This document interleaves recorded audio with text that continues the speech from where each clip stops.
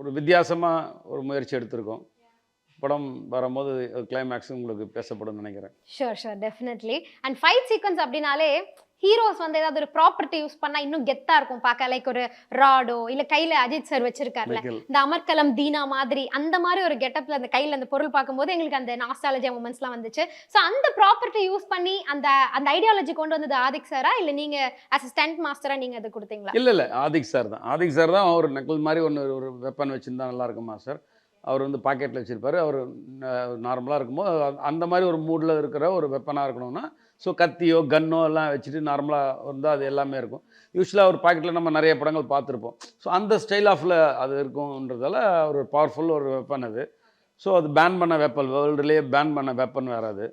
So அதனால அத வச்சா கொஞ்சம் ஒரு ஒரு கேங் லீடர்கிட்ட அது ஒரு வெப்பனா இருந்தா, ஒரு 100 பேர் வந்தாலும் தாக்கக்கூடிய ஒரே ஒரு வெப்பனா அது இருக்குன்னு ஒரு டிசைன் பண்ணாரு. ஸோ அத வச்சு ஒரு ஆக்ஷன் சீக்வென்ஸ் நாங்க ரெடி பண்ணியிருக்கோம். ஓகே.